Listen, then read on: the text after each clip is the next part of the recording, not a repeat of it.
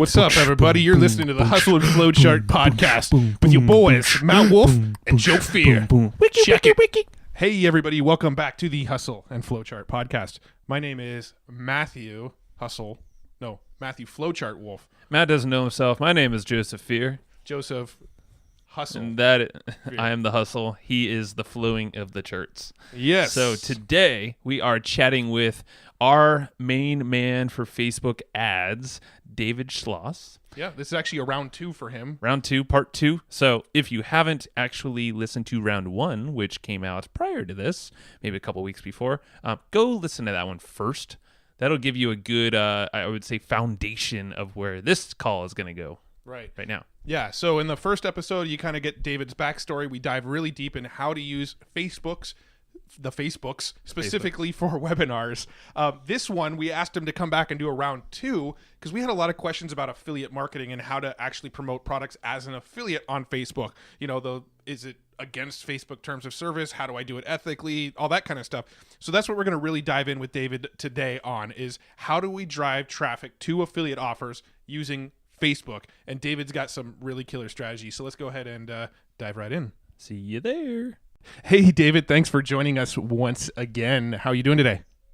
Doing fantastic. Appreciate you guys having me on again. Yeah, no, the last one was really, really good. We got some great info. Mm-hmm. If you're listening now and you don't know who David is or how he got into Facebook ads or any of that kind of stuff, definitely go check out our previous episode with David from a few weeks ago. We'll link to it in the show notes, and you can get his whole background story. Yeah. And that was pretty much like a little mini masterclass to get started with Facebook ads and what's working, and now, webinars specifically. Webinars, yeah. We talk a lot about that stuff, so check it out for sure. But this episode, instead of webinars and any general Facebook talk, it's a little bit more focused on affiliate marketing, which is what we like to do, and we write a lot about it in the EGP letter as well. Yeah. So, it's a topic that's near and dear to our heart. We do a ton of affiliate marketing ourselves, so we're going to use this opportunity to pick David's brain a little bit on using Facebook ads for affiliate marketing. Mm-hmm. So, let's dig right in on the sort of compliance type topics. I'm curious, what can we do and what can't we do with affiliate marketing? Because I know there's been a lot of talk about, well, you can't direct a link to an affiliate link. Facebook doesn't like that. They might kick you off. There's been mixed things. There's obviously certain niches you can't promote, niches you can promote. So from a sort of compliance standpoint, let's start there. What can we do and what can't we do with Facebook ads? Yeah, so that's going to be a loaded answer, right? Because here's the thing. There's always a way around something that may not be within the compliance. For example, dating is typically not allowed. Dating offers are not allowed on Facebook. Yet, I've helped 3 people promote a dating offer on Facebook. So the reason that is possible is because what's allowed is this. You could promote a video or a pre-sale or some sort of advertorial page that can collect an email or even just send people to an article to read that links out to the offer if it's not breaking the guidelines of the copy. Meaning, if you're doing a dating-related pre-sale page or advertorial, you could do something like the top 5 reasons men attract women easily, right? That's a very catchy subject that people are like, wait a minute, how's that possible, right? It gets a lot of attention. It's clickbait style. It drives a lot of traffic. But you're not collecting anything. You're not collecting an email. And you're not direct linking to an offer. So Facebook will let it go if it's within the compliance with the copy. And because of that, and you're driving all this traffic, if anyone decides to land on this page and click on the button to go to your offer, you're okay. Now, if you ever got a manual review from Facebook, which does happen once you start to spend quite a bit of money, it is possible that that representative could click on that link to go look at your offer. And if your offer page is not within compliance, your account will still get shut down. So there's more to it than just the front end that people see when it comes to affiliate marketing as to whether or not Facebook allows it. They allow it in the beginning, right? If your lead page or your advertorial page surpasses that usual automatic bot search of whether or not you're within their compliance, you're good for about 15 to 30 days before someone looks at your stuff. So it's more of, yes, you can get by with that first page, but is your funnel completely compliant? And so with affiliate marketing, a lot of people have that problem because they only focus on that one page instead of the whole funnel. So with the Facebook manual review, they will actually dig deeper than just the page you're driving the traffic to. Yes. And that's where a lot of people end up getting in trouble. And there's a lot of mixed reviews as to whether or not Facebook actually goes through your funnel. I have proof that they do, because I've gone through conversations with dedicated representatives and support reps that have told me to the T what was the reason why the account got shut down. And it's always something in the back end of the funnel that you would forget about. For example, let's say you have a 4-page funnel, and on the 4th page is your cart, and on the cart page you have 5 video testimonials, and all these people are talking about how much money they're making with you, right? Oh, we worked with David, we're making $50,000 a month now. That's a claim that Facebook cannot verify. So they're going to consider that not within their compliance. And that's your cart page. That's a page you would think they'd never look at. Yeah. But they do. And so if you have no way of them getting there, meaning, for example, let's say they have to buy something before seeing the true back end of your funnel, they won't go that far, at least not that I'm aware of at this moment. So right? So if you have a $997 product, they're not going to buy it to see what's on the rest of your funnel. Right. Okay. But they might go through something that's free. So that makes sense. So going back to your sort of previous example, the best way to do it is to drive them to content, and then that content might link to a funnel. Now, when we say that Facebook does look deeper into the funnel, let's say I sent them to a blog post and it's just pure content, and at the bottom of the content maybe there's a call to action. The call to action sends them to a funnel, which may be a dating offer or something with claims on it. Is Facebook going to consider that part of this funnel, or are they just going to look at the content? They will consider that a part of the funnel, even if it's not your offer. Okay. Because you are promoting it, right? So the one thing that most affiliate marketers leave out is looking through the whole funnel, right? So if you're promoting someone else's offer, let's say it's even dog training, right? How much could you possibly provide in terms of claims that can make a dog training offer page be not compliant? Well, it's actually not that hard. All it takes is the trainer getting a bunch of video testimonials or written testimonials that give time frames as to how quickly they were able to teach this dog, how to sit, how to play, how to listen to its owner, right? Oh, I worked with this dog trainer, and within 2 weeks, my dog was listening to all my commands. That's the same thing as saying I worked with David and made 10 grand in 2 weeks. Right. It's the same thing. They can't verify it. And so you tend to not look that deep at a sales page, right? Especially with these, ClickBank style or internet marketing offer style offer pages that are so long, most people just neglect reading them. Right. But what you may not realize is that a Facebook representative has absolutely no problem going through that whole page to find a reason to disapprove your ads, or even worse, shut down your account. Now, talking about shutting down accounts, so what happens when that occurs, or if that occurs, can you get it back, or is there a way to prove that you've made changes? Yeah, it's a hit and miss opportunity with Facebook and getting your accounts back. Over the last couple years, it's been a lot more prevalent for you to get a hold of someone in support to possibly get your account turned back on, but there's still no guarantee, because more often than not, you get this automated message back, and it's automated because you'll get the same response back 4 different times. Right. Right. So you'll submit information on, the changes you made to the page and what you believe was the reason the page may have got hit, or maybe it was something ad related, and you could talk about how you're a great advertising citizen and how you made all these changes, and you have all these clients, but they may not even bring your account back, no matter what you do. Right. And then you have people who submit one request and they get their account back. It's hit and miss. That's interesting. There's no foolproof strategy. And for anyone that says there is, they're full of crap, because there is no foolproof way of getting your account back unless you have an insider in the company who can literally switch your stuff back on. Right. Got it. So, and you know how rare that is. So I want to come back to an initial question too, as far as direct linking to an affiliate link. So my sort of assumption on it is that there is nothing in the terms and conditions that says you cannot direct link to an affiliate link. I've personally read the terms and conditions. I couldn't find anything that said you couldn't direct link to an affiliate link. So my understanding of it is, as long as the affiliate offer you're driving traffic to is totally in compliance with all of Facebook's rules, you're okay to drive there. So as long as it's not making any sort of unfounded claims that they can't verify, or it's not doing any sort of like before and after photos on a weight loss or something like that, as long as it follows all the Facebook terms and compliance things, you're allowed to direct link to an affiliate link. That's my understanding, but I'd love to hear your perspective and your understanding on it. So this is like a two-parter, right? So what you just said makes complete sense, and you are right. And then there's the other side of it, which is maybe it's not the affiliate link itself that is causing the problem, meaning the landing page, but it could be the actual link where it's coming from. For example, if you have a link from a marketplace, Zaxa, ClickBank, JVZoo, even has offers, right? Which is you're creating your own affiliate network in their platform. Right. You could get your link considered to be, not within their trust. So for example, there's a plugin called Web of Trust that you can install in your Chrome extension, or as a Chrome extension, and it will verify whether or not the domain or a specific link is trustworthy or not. And Facebook uses this to gauge whether or not what's being promoted is possibly spammy or not.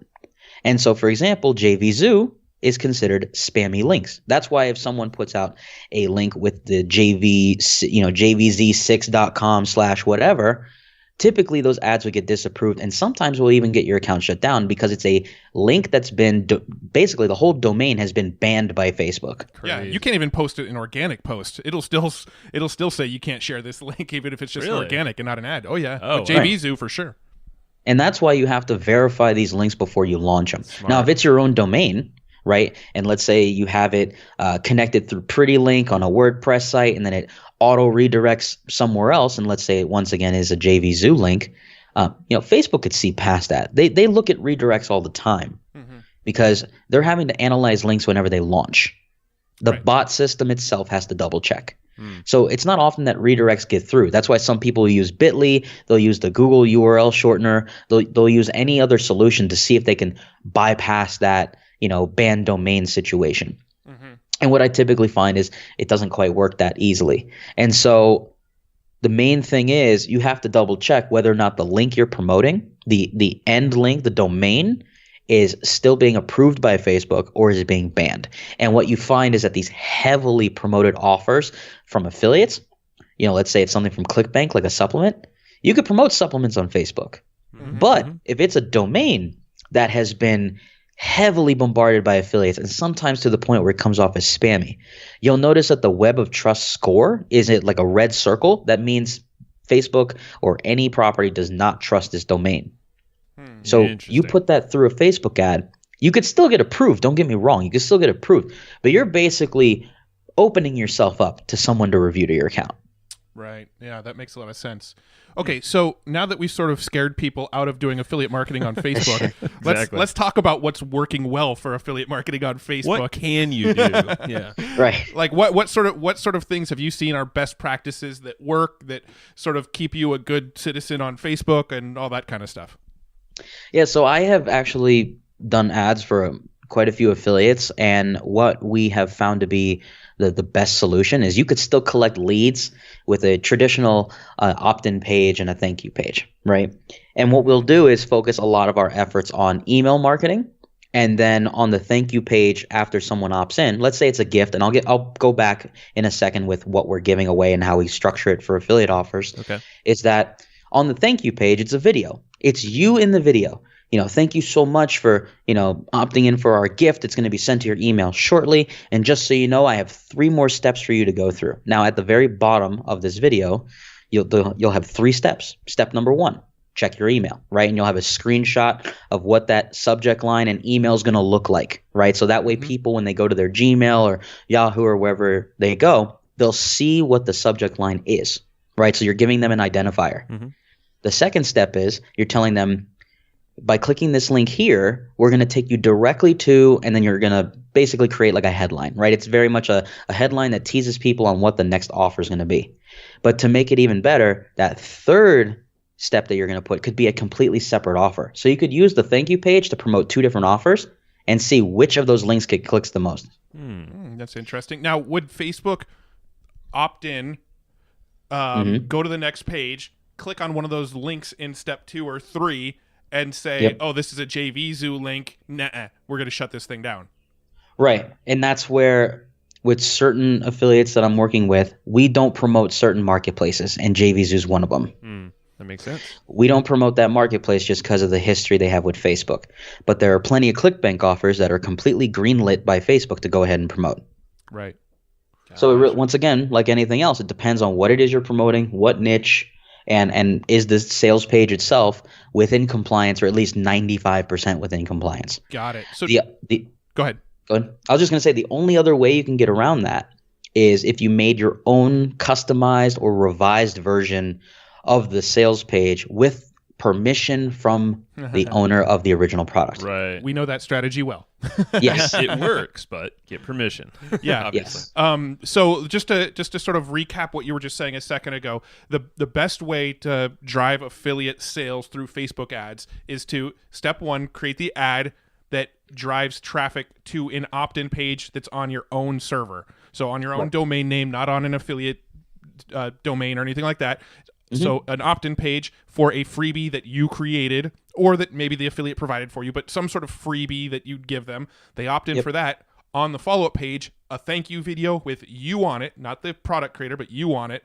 And then 3 steps. Step 1, check your email. Step 2, here's some sort of special offer. Step 3, here's another special offer. And then those 2 special offers could be affiliate links. You could it's kind of a way of split testing to see which of those 2 calls to action gets the best response.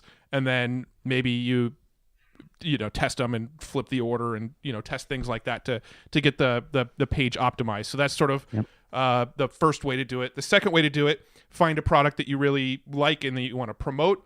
Contact the product creator and say, hey, do you mind if I create a complete clone of your page? I'm not going to change any of the copy or any of the messaging or any of the wording or anything. It's still going to be your exact sales message. I just want it on my server. Is that okay? Then you build it out in ClickFunnels or Lead Pages or whatever, and you drive traffic to that. Exactly. Cool. Oh, and go back really quick to the opt-in page, like what you would suggest to have on that opt-in page. Yeah, so very much like you would put together an opt-in page to give away your own PDF, right? Let's say you're giving away a report on, 10 strategies that can help you grow your business today, right? Very simple. You just put a lead generation page together where you're capturing an email. You don't even need the phone, not the phone number, but their first name. You could just say, give me your email, right? 1 line. Yep.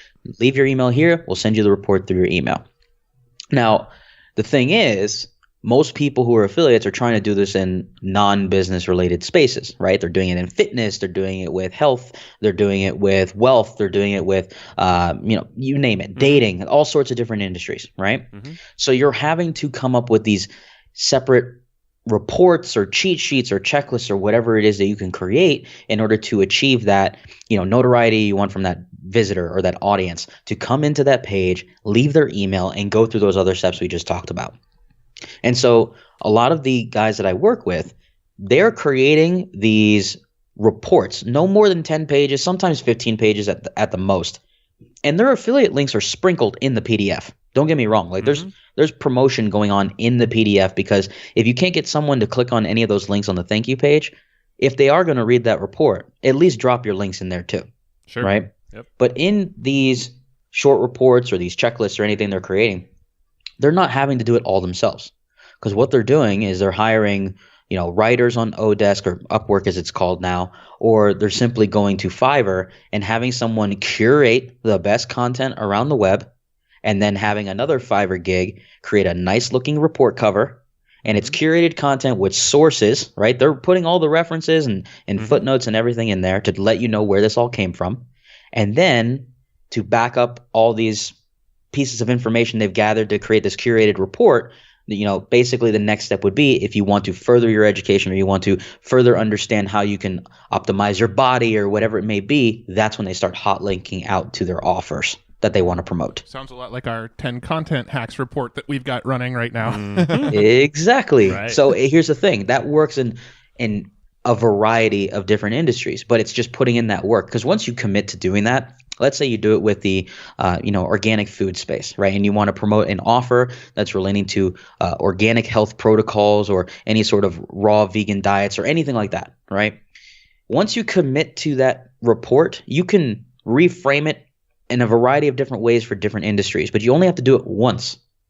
So you put in that effort to create it, and then you just redo the covers for different industries. That makes sense. And then you can rotate the offers in that PDF if you find that one offer is performing really well and the other one's not, based on the amount of traffic or leads you're getting. You can keep swapping out those links with whomever you're sending out the PDF to. Yeah. And then over time, you can naturally decide like, oh, this one offer crushes it every time. So I'm just going to link it all over this PDF, and it's only going to be one offer. Yeah. Right. So it's creating the asset. It's your pages. It's your report. And if something decides to disappear one day, you just got to swap it out and you rinse and repeat. And that's the beauty of, for the listeners here, like if you're not in affiliate marketing or don't really know the power of it, that's really the power right there. Obviously, you don't have a lot of power in terms of if the product's going to be around forever or whatever their sales message is, but you have the power to swap links. You don't have to have your own products. You can put in that intro, kind of that input to that whole ecosystem of affiliate offers. But it gives you the ability to obviously cancel out any costs on the Facebook ad as well. So that's kind of the beauty of that. And then, from there, they're on a list. You can upsell them into whatever else from there. Exactly. Yeah. So now one thing too that we haven't even touched on yet that is hugely powerful when it comes to using your own pages. So, your own opt-in page or sort of a cloned version of the sales page is the fact that you can drop your own damn pixels on it and then retarget people, right? So that's another huge benefit that we haven't even touched on yet. So let me sort of break down our affiliate flow real quick. You already kind of know it because you run our Facebook ads for us, but I'm going to go ahead and break it down for the audience, and then you could kind of go ahead and talk into it for a moment. But the way that we do affiliate offers is we like to either direct link to a cloned sales page, a page that looks identical to the original sales page, but it's on our server, or we direct link them to an opt-in page, and then after they opt in, then we start making the affiliate offer to them. Now, when they land on our cloned page or our opt-in page, they're getting added into our Facebook pixel, and now we're also going to retarget them on Facebook with links to our bonus page or links back to that cloned sales page. And typically that first sort of click over to the page isn't what generates the sale. Typically it's that retarget ad that starts to follow them around everywhere after they've clicked on that initial link that finally cleans them up and makes that sale. So that's sort of our flow. Do you have any sort of critique or anything you would add to that flow, or any sort of advice to even improve it? Well, I mean, the one thing that I find most people do is they just do the bare bones minimum, which is what I talked about, right? They just have something they give away and then they're linking out to the offer. You guys have sort of gone above and beyond what the average affiliate would do because you've created content and giveaways that revolve around specific problems, and you're providing the solution and then giving them a better solution for it. It's like, oh, hey, go buy this thing, right?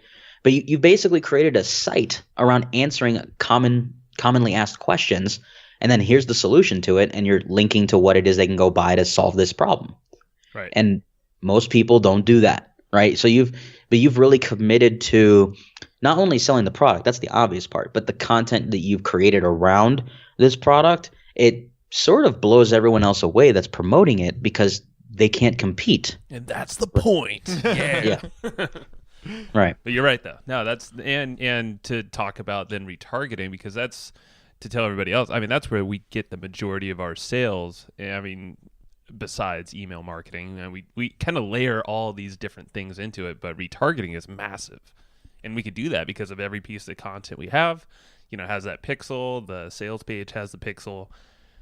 all of that stuff. We can see the success, after a purchase has been made. So then we can start building, lookalike audiences and stuff like that. Yeah, when we do affiliate marketing, we actually have a 3-phase process. We actually just released a course on our 3-phase process. But phase 3 is if a product converts really well, we do what's called, we go all in on it. Phase 3 is the all in phase. And that basically means we're going to take this product and pretend we built this product. And we're going to do every marketing strategy we can think of that we would do if this was our own product that we were selling. So that includes creating a blog that answers questions for people, creating additional bonuses for the offer, creating a chatbot sequence, creating an email follow-up sequence, getting people on our list and following up with them to sell them on it, actually having a salesperson get on the phone or on a chat messenger with people and close the sales. So we only do that for like 2 or 3 products, but when we do promote affiliate products like that, we literally go all in and treat it like it was our own product. And I don't think most affiliates are willing to go that far. Well, what did you have a question, sir? I did, but it was going to change the subject. So did you have something? I kind of was too. So go ahead. Oh, okay. So, so the next sort of place I want to go, and we touched on this in the last episode, but I did want to kind of touch on it again because I do think it's the most difficult part of advertising is the actual targeting. Now, when it comes to affiliate offers, I know this is going to be a really hard question to answer, so I'm not quite sure how to tackle it yet. But when it comes to affiliate offers, do you have any pieces of advice on the targeting and how to find the right targets? Yeah, that is the tough part, right? And when you're promoting something that's broad market, it's actually a lot easier. And what I mean by that is broad market would be health and fitness. A specific or really strong target market would be internet marketers who are looking for a solution to their cart abandonment issues, right? That's very specific. And we all know that in our industry, a lot of tools are made for that sort of specific end user. Whereas if you look at something like ClickBank offers, a lot of them are trying to cater to a large audience of people, right? A lot of people who want to get in shape, or a lot of people who want to get stronger, or a lot of people who want to be more into their own self-mastery, like that's a personal development product. Those are broad market appeal items that you could sell. And so when you are targeting or putting together your targeting, if you know that you're selling, let's say like a software that primarily business owners would be using, you could at least start with finding the targets of people who have, job titles of self-employed, maybe they work from home. That's the beginner levels. Then you want to go intermediate, where it's someone might identify by a specific job title. They're the CMO, the CEO, the CFO. And then you can go as far as just anyone who identifies as a business owner, right? There's a behavior in Facebook for that. And there's also a field of study and employer, because some people as their employer put business owner, right? So you just layer each of these different identifications together, and now you have all the different variations of a business owner on Facebook. But then you might want to layer it with what are they interested in? What could they possibly be following in terms of a publication or some form of a guru or an individual that they follow, because that would be the individual who might talk about a product like this. So for example, you can have business owner as one layer, and then your second layer could be that they follow, let's say, Frank Kern. Right. And maybe it's a product revolving around copywriting and promoting a high ticket offer. Right. So having those two elements layered together, you have a more defined audience of someone who may be interested in what it is you're going to sell. Whereas if you sold a product around, how to get in shape and eat organic for the rest of your life, that's a gigantic market you can advertise to, because basically the majority of the U.S. needs to lose weight, so you can go ahead and promote to the entire United States, and then you could decide on the gender. Maybe this is a product more towards men versus women. Then you just got to decide on, are they going to be following people who talk about health and fitness, or are they just looking at magazines, publications, or popular websites that talk about fitness? Or you can go even further than that and target the companies of the people who are producing this sort of product too, and just going after their followers. Because fun fact, just because I might have a blend tech or a Vitamix doesn't mean I use it every day. And maybe I need to learn how to use this thing with healthy foods before I go ahead and use it all the time, right? So I could sell an organic protocol meal plan to these people and integrate using their blend tech or Vitamix into their life, right? So that's a way that you would be able to go broad market and still have that smaller audience in there of people who might be using a specific product or read a publication all the time around that subject, but just may not be applying what it is that they're reading. Got it. Now, I'm gonna put you on the spot here for a second because Sure. I want to give you sort of I was gonna say a hypothetical example, but it's not really hypothetical. It's an example of something that I was actually creating a case study on. Joe doesn't even know I'm creating a case study on it, but I am. Oh, jeez. So here's an example niche. People who want to learn how to play guitar. I was actually building a case study on promoting a course on how to learn guitar as an affiliate, and I'm not totally sure what I would target for that yet. So I'm curious how you would approach that. Somebody who's interested in learning to play guitar.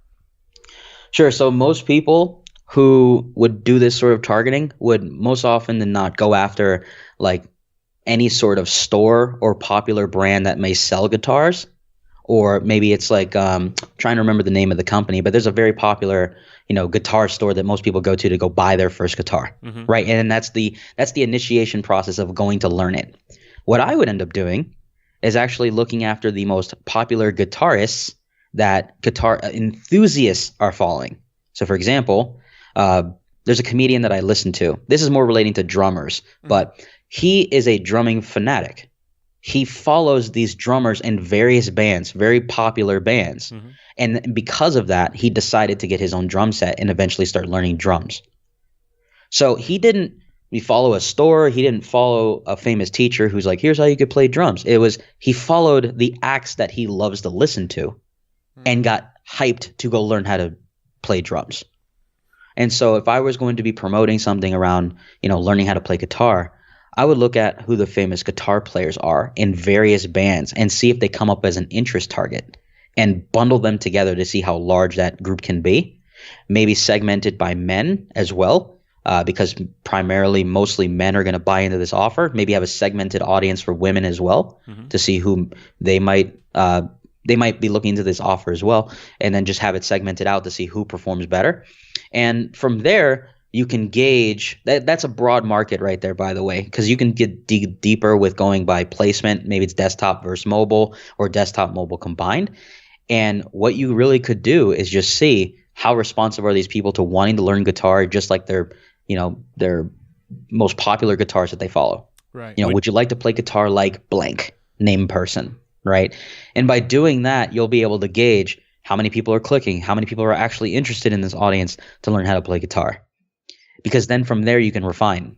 Yeah, so this is like a discovery phase, more or less. And you're just kind of... So you wouldn't actually layer in, say, has an interest in guitar as well yet? Not yet. Okay. Not yet. Yeah, that makes sense, too. And I mean, I suppose, let's say we're doing the offer that you were talking about where I am driving traffic to an opt-in page for, let's say, like 10 easy songs to learn on guitar, right? That's what I'm opting in for. And then on the next page, I'm sort of going to sell them on whatever the affiliate offer is. I guess what we could do is target to a broad audience, probably have a fairly low conversion rate on the opt-in page, but once I've collected quite a few opt-ins, I could change my conversion goal to optimize for conversions. So now it's optimizing for the people that have opted in, and I can also export the list of everybody who's opted in to that list, create a lookalike audience of everybody that's opted into that list, and that's a new audience that I can target as well. Right. And then you could refine that one even further because now you know who's clicking the most, what are they most engaged with, headline-wise, image-wise, copy-wise. I start very broad in the beginning because I want to see what Facebook is going to give me in terms of, is Facebook's pixel finding my ideal visitor and eventually ideal lead or buyer from the very beginning with what I'm delivering to their network? Because that type of offer has the potential of being in front of hundreds of thousands or millions of people because there's all sorts of people around the world who want to learn how to play guitar. Right. So what you're really having to do is just look at what audiences offer the best probability of finding that person. Because a lead magnet on learning 10 easy songs that you could play on guitar actually would work with existing people who already play guitar. Right. It would work on me, and I already play guitar, so. Right. Exactly. You already play. But your offer that you want to promote might be for people who want to learn how to play guitar. Right. So you could say in that same lead magnet, maybe on the landing page, you could say that this is not only for people who already play guitar, but these songs are broken down for people who want to learn how to play guitar. right? And now you get the best of both worlds because you can have an offer, and I know there's offers out there. There's an offer for all the beginners, and hey, you already play guitar? I have something for you too.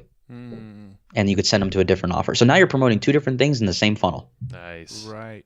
Yeah, I mean, actually, what I would do, just kind of thinking out loud here, this is probably going to get too technical, but I'm going to say it anyway. Thinking out loud, what I would do is use your example of the two links below the video on the page after they opt in, right? So beginners and advanced. One link is for beginners, one link is for advanced, and because they just opted into my list, I would probably tag them in my list, beginner and advanced, and send them different follow-ups based on which link they clicked. Bam.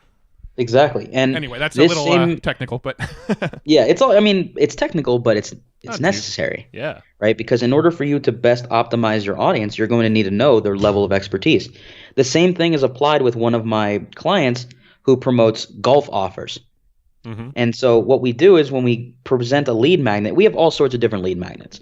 How to drive the ball further, how to putt for a better score, how to hit with all sorts of different irons, right? So it's all the different clubs, all different lead magnets around these clubs, right? But on the thank you page, once they download this offer, this lead magnet, that's where we're giving them the option of, are you a beginner? Are you just learning how to play golf? Or are you more advanced and you've been playing golf for years? Because then we can say for people who've opted into the lead magnet funnel for putting, getting a better score through putting, we can have are you learning to play golf? This is for you. And for anyone who's advanced, this is for you. It's like a choose your own adventure kind of choose your destination. Yeah. And the same thing could be applied for fitness offers too. It's like, are you just starting to work out? Here you go. You're already working out every day, but not seeing the results you want? Click over here. Yeah. Anybody can apply this. Yeah. Yeah. No, you kind of had your golf example a second ago. And I think, we're about to wrap up here. But before we did, I wanted to ask if you had any sort of other examples of Facebook ads to an affiliate offer that have worked really well. You don't have to name any products or any customers or anything. I'm just curious about one or two case studies that have worked really, really well, just to give the audience something to think about and say, okay, this would be the flow I'd want to go set up. Yep. So just gave the golf one. That one's working incredibly well. Another one being in the supplement space. That one is far trickier when you're dealing with Facebook. They do not like supplements. Yet you see companies like Onnit and BSN and any of these big supplement companies promoting their stuff with no problems, right? But they have brand recognition. Right. So you go ahead and try to create your own supplement and see how long it takes you to get to a point where they trust you. But with the company that I'm helping with their supplements, we present it just like what we just talked about, right? With that golf offer or the guitar offer. We're giving away something where we can then refer to the supplement as being an aid to helping you reach a certain goal. So the whole supplement is built around being more of like it's like a thermogenic. It helps you with fat burning, right? It speeds up your metabolism. It helps you with your workouts, and essentially, in essence, at the end of the day, helps you lose weight, right? It's based on getting people who need to lose weight to buy this item. But what we found is that when we focused all of our attention on just going to buy the supplement, we were not as effective as when we did the, do you have this or do you want that, right? When we gave them two options or even three, because we've tested as far as going like a third option. So with this company, they have, for beginners, there's no supplements involved whatsoever. It's more of just getting them to understand they need to change their eating habits and they need to start exercising. So they actually have an info product that's already built out that only costs $27. That's for all the beginners. Then in the middle, their second offer is for people who are already exercising, but they haven't quite gotten their diet together, or maybe they have gotten their diet together, but they don't quite understand how to exercise more efficiently. That's the second offer, another info product, right? Both of these are cheap. First one's $27, the next one's $37. And these are their products. These aren't affiliate products. They created it themselves. Got it. Okay. Then the third offer is, if you really want to take all this information to the next level, then the third offer is going to buy the supplement. And what people don't realize is that if they buy the supplement, they get the info products for free. Interesting. And they get it as a bonus. And it's not marketed at all? It's like an unannounced bonus? It's unannounced. So when you land on the page, they're like, oh, I could have just bought the supplement and got these for free already.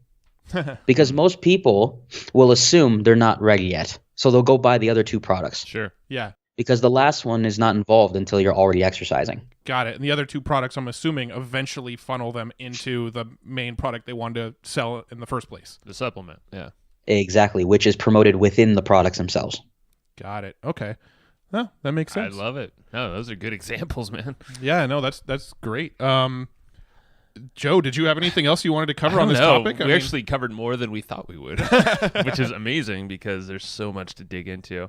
I guess wrapping it up, what's like your go-to style of ad? Let's just kind of, if someone's saying like, should I do video? Should I do an image? I know we kind of touched on this with the webinars, but for affiliates. So if you're driving to an opt-in page. I think you guys know where I'm going to go with this one, but Probably. I definitely am going to say video. Yeah. And the reason for that is because at least these days, and I'll say this with the golf offer, we've tried video and we've tried banners, but banner ads seem to perform better. And the reason for that is because the ideal audience is 65 and over. That makes sense. They're not watching videos. They're clicking ads.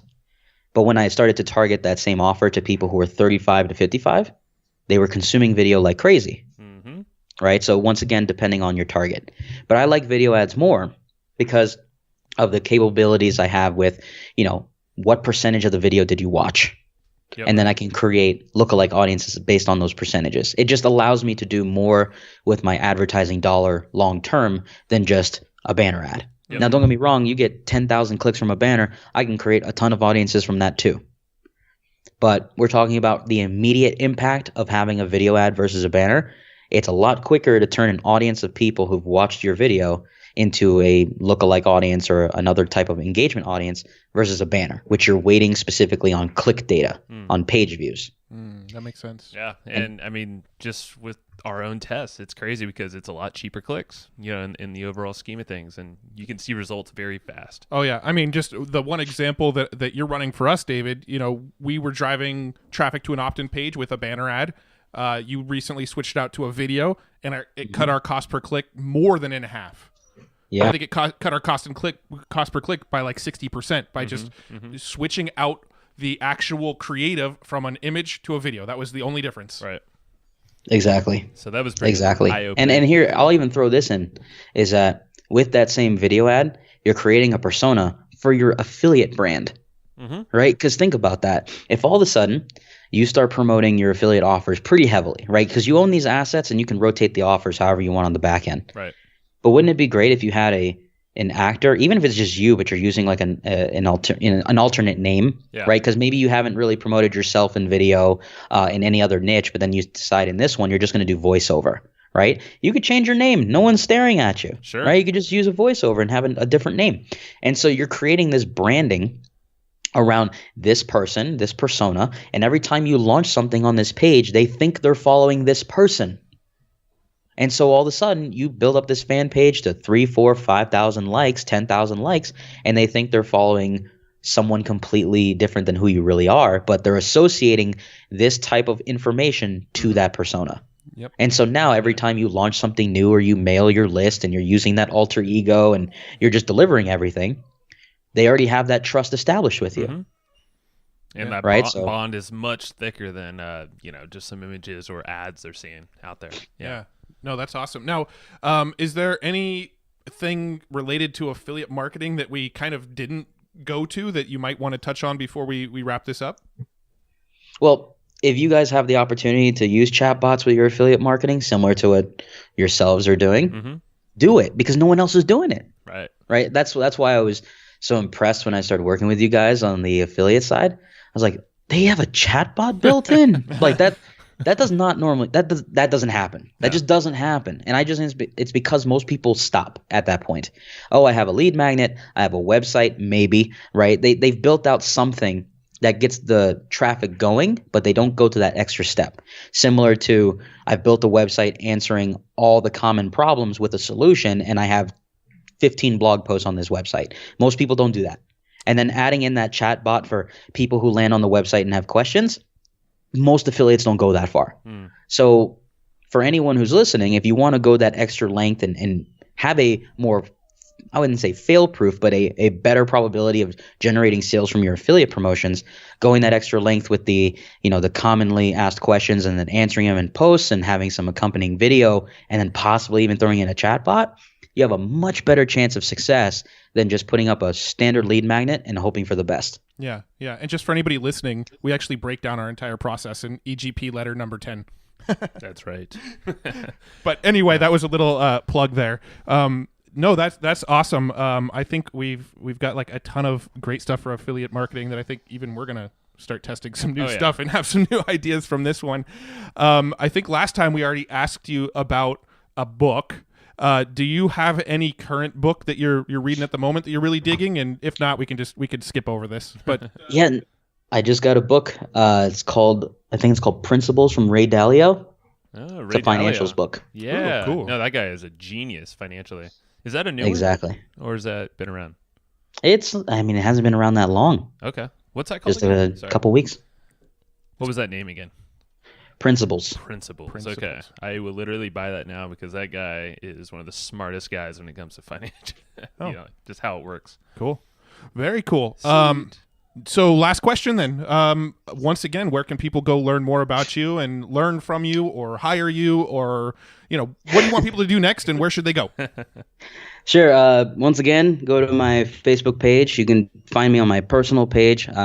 It's facebook.com/SCHLOSSY. That goes direct to me. So if you send me a message, I do check them. You could also go to my website, convertroi.com. And if you submit anything through the contact form, once again, goes directly to me. I check those two platforms all the time, email and my messenger. So if you send me anything there, we can have a conversation and see if maybe there's a way that we could possibly work together. Or if you just want to connect and hear more of what's going on with me in the future, those would be the two places to follow me. And you even check your other inbox. You do. On Facebook. That's what you told us. Yeah. No, David's the man. And if the listeners, if you're struggling with Facebook ads, if you have some budget to use, or even if you don't have a lot, I mean, it's worth experimenting with yourself a little bit, but definitely to take it up to a whole nother level. Matt and I dragged our feet for a long time, but when we hired David, I mean, it's like a breath of fresh air. Oh, and I need to say too, with David's Facebook profile, definitely follow David. Yeah. Because he's constantly posting case studies of things that he's done for his clients. And I think we've just gotten a ton of value and learned a ton of stuff just from the case studies alone. And I believe it was after you posted a case study that we went, holy shit, Joe, look at this case study David just posted. We need to hire this guy. And one of your case studies led to us reaching out to you and working with you. But the case studies alone are just hugely valuable. Yep. Mm-hmm. And absolutely. And I really appreciate that, guys. And like Matt mentioned, I put up case studies, usually about one a month. Sometimes I've done a second one just because we're having such a great month. Maybe there's more to share. But every month I put up a case study where we break down in depth what we did for that specific client, what we would do differently. We will tell you everything we failed at, and then we'll show you everything that worked. And so we don't hold back any information. I let you know what to change if you're doing a similar campaign, what I would do differently, what you can implement now, and then even give suggestions on targeting. Very cool. Which is the hardest part. Yes. All right, David. Cool. Thank you, my man. And I'm sure we'll have you on in the future for another one as we have more questions. Absolutely. Really appreciate it, guys. All right, man. Awesome, man. See ya. Talk to you soon. Hey, thank you for listening to this podcast. Now, if you want to learn more and hear from us every single month, which a lot of people do, it's pretty fun. We actually write this thing called the Evergreen Profits Letter, and that is a printed newsletter that we actually send to hundreds of people every single month to your doorstep, so you actually get it in the mail. You can read this sucker, you can highlight it, you can dog ear, you can scratch some stuff out if you don't like that one. You say, no, Joe and Matt, that's not cool for me. But you can take a lot of different strategies, about 15 or so from every single issue, and it's really cool. So basically, these are actionable strategies that you can use in your business right away to test out and pretty much build on what you already have going on. So check it out. It's at www.egpletter.com. It's pretty amazing. And hey, go check it out. See what it's all about. Boom.